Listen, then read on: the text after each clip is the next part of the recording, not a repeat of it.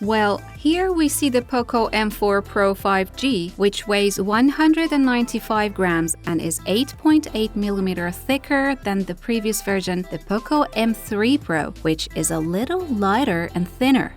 The frame and back cover of this phone is made of plastic and its texture is matte, so no fingerprints are left on it, and this is great, but at the same time, it means that no glass is placed on it for protection. There are 2 cameras on the back of this phone, but the design is as if there are 4 lenses on the module, and in addition to all this, there's also the Poco brand logo, which takes up a lot of space on the back of the camera. In addition, the phone has IP53 certification and is resistant to dust penetration and water splash. On the right side of the phone, you will find the volume and power button, which, like many other Xiaomi phones, the fingerprint button is integrated with the power button, which in this phone performs very fast and has turned out really well. The SIM card slot is located on the left side of the phone, which supports 2 SIM cards or 1 SIM card and 1 micro SD at the same time. At the bottom of the phone, there is a stereo loudspeaker, a 3.5mm jack with quality audio output, a microphone,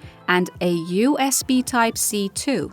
On the top of the phone, there is located an IR blaster, a second microphone for noise cancellation, and a second loudspeaker. Most of the sound output is from the bottom loudspeaker, and maybe a little less than 40% of the sound is played from the loudspeaker on the top of the phone. Here we see the large 6.6-inch screen of the phone, on which the front camera is hole-punched and at the same time functions as a Face ID. This display is made of an IPS panel with a refresh rate of 90 Hz. For better battery consumption, you can manually set it to 60 Hz. Refresh rate change doesn't occur dynamically on this display. The ultimate brightness of the display is in the 450 nits, which is a bit challenging in the sunlight.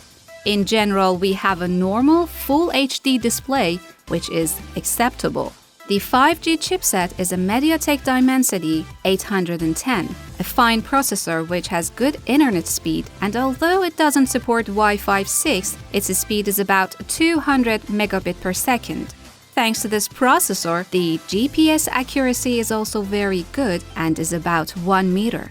This processor makes the phone perform well even when several applications are running at the same time. Games run easily and the phone doesn't overheat that much, but you shouldn't put too much pressure on the phone to play and expect high performance because it is neither a gaming phone nor a flagship. This phone uses 2 RAMs, 4 and 6, and 64 and 128 GB phone storage of UFS 2.2 type, in which the speed of data reading is high and causes a better CPU performance. The phone's battery is a non-replaceable 5000 mAh lithium polymer battery that supports 33-watt fast charging and reaches from 0 to 100 in 1 hour. Battery charge saving is excellent in this phone, and in heavy use, it lasts more than 1 day. The only downside is that it doesn't have wireless charging. Also, the phone software consists of Android 11 and MIUI 12.5 user interface, which we talked about earlier. But let's briefly say that this user interface allows a lot of personalization to the user, and you can uninstall the applications that are already installed on the phone. As we said, the phone has only 2 lenses, a 50-megapixel lens and an 8-megapixel lens. The main camera is fine for normal shooting, but has trouble capturing live photos even in good lighting. High contrast spoils the quality of the image a bit, especially when it's in portrait mode. You have to choose accurate camera angles. However, it can provide high color accuracy in photos.